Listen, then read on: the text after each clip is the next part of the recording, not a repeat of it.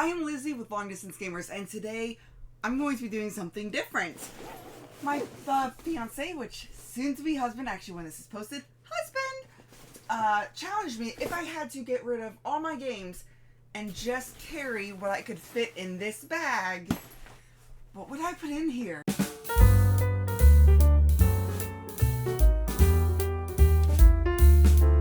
Okay, so this conversation started when we were talking about wanting to move to Spain and the cost of transporting all these games from little old Ohio in the United States across the pond to Spain. Obviously, I won't be able to take all of these, right?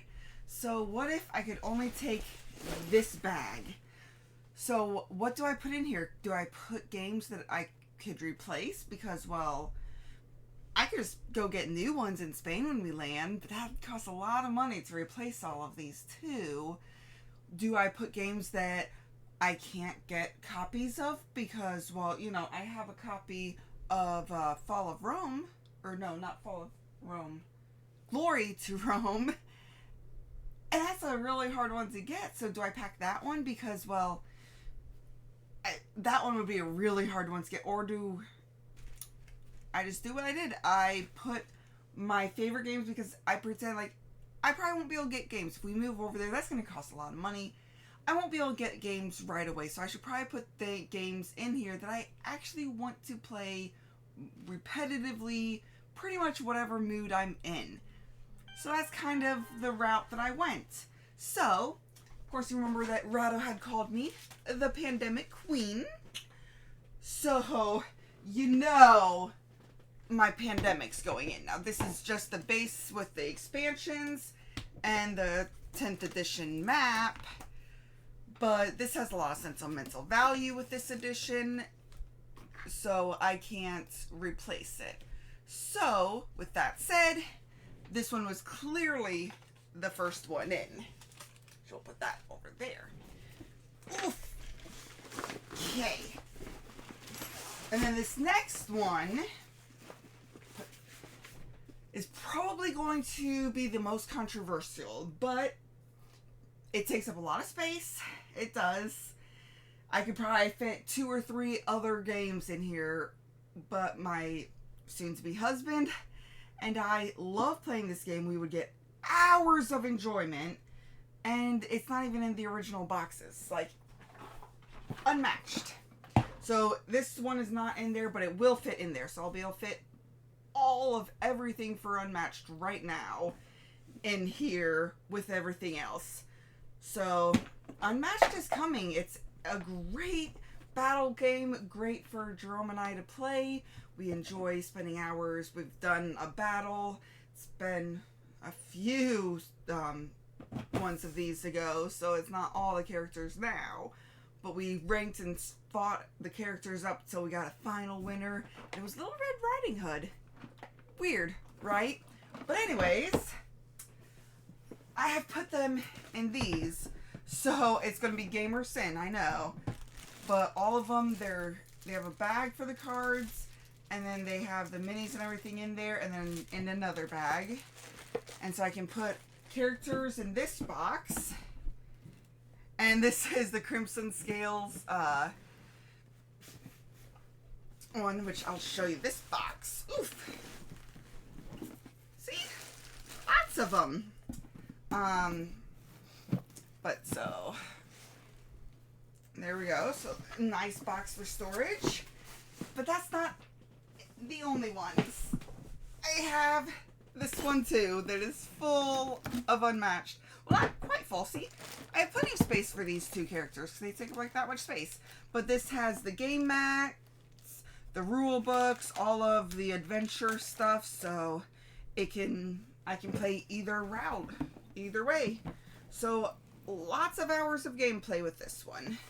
So that one was a sure thing. This next one is actually a recent one. I'm just loving playing it right now, and that is Apiary. I love the birds, or not the birds, the bees and space theme. I love the worker placement. I love how they get more, they level up, and then they get more and more useful, but then they retire.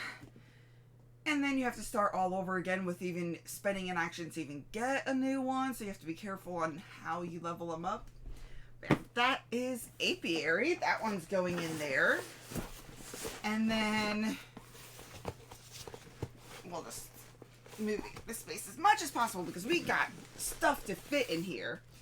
Then we've got another game that I really enjoy.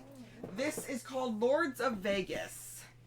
So this is a betting game, area management or area control type game. It's a lot of fun. We've had a lot of success with this at game nights. People just enjoy it. It's a sleeper hit, pretty much. Like, you look at it and go, it doesn't look the greatest, but it is a lot of fun. So it just made sense to also put in our bag. Okay. Woohoo! And I promise you, this will zip at the end, if you believe that. Okay, next one up is another one that we have had a lot of fun with. This is one that we've had in our collection for years. We've played this remotely with Brooks and Kitty in New York. And fun fact, they're actually in this town. Well, actually the next town over right now for my wedding. So, but without further ado, it is Starving Artists. So this one is like a paint one. You can grab, you spend actions to grab paints. You put them on here. This tells you how many you need of each. And you get certain things at the end. And you want to complete either so many paintings or get so many points. And then you also have to keep track of your food. If you don't complete enough paintings, you starve. And, well, you're out. Even if you have a lot of victory points. Okay. And then there is a roll and write. Which, you know, I'm not a fan of roll and writes. But this one doesn't feel like a roll and write. It's a racing game, and you're rolling dice, racing not your horses, but just generic horses. Well, they could be yours if you buy them, right? I am, of course, talking about Long Shot, the dice game. So I do really enjoy this one, and it's a lot of fun packed into a tiny little space. Which I did try to keep everything in original game boxes, other than... This is just how I've been storing my Unmatched for a while now, because Unmatched took up a lot of space and my game room was running out of space. So they went in there. So that's just how they are. Okay, so on to the next one. This one is one that you might not have heard about. It's one that I had bought just because it was cheap.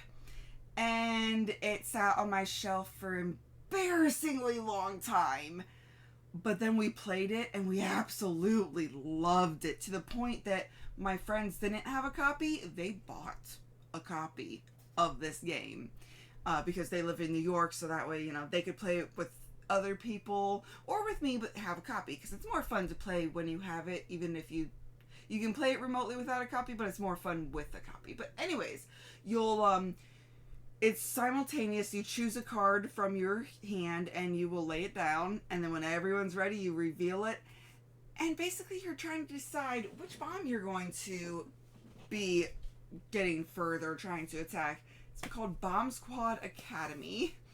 And this one, it has hands, like you can play chicken, which where you don't try to even cut a wire. And then you just, like, if you choose the green, you'll pull out a green card. And then you'll get the victory points. But if it gets too far and it explodes, well, guess what?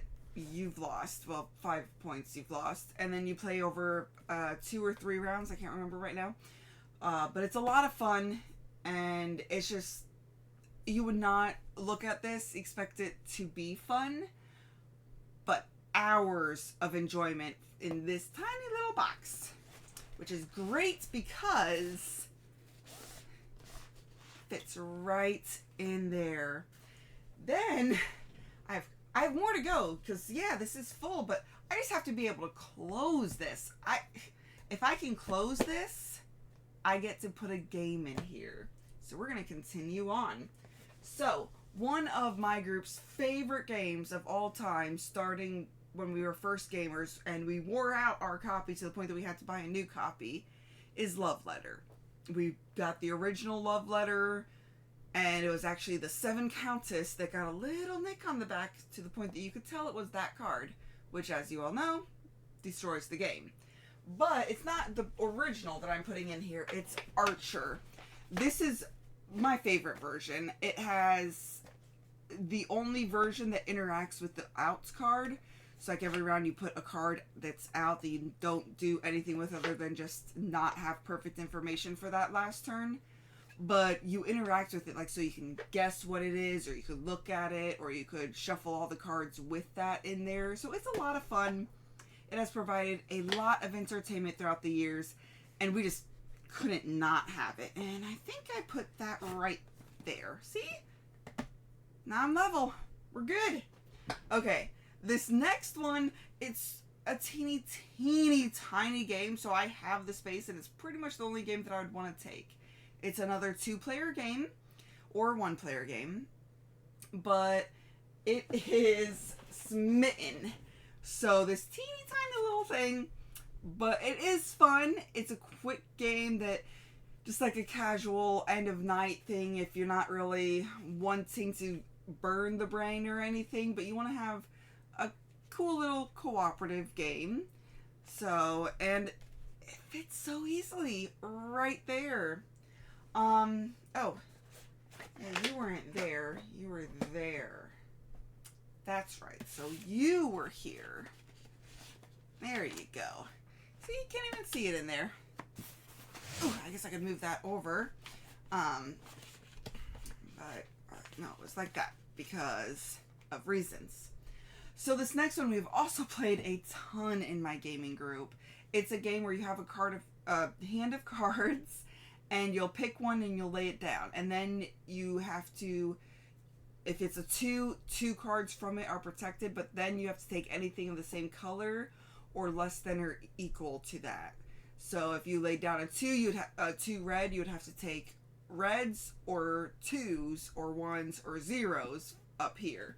But that is, of course, Parade that I'm talking about, which it does not stand up very easily. So I put that on there. But it's just an Alice in Wonderland themed. It is so gorgeous.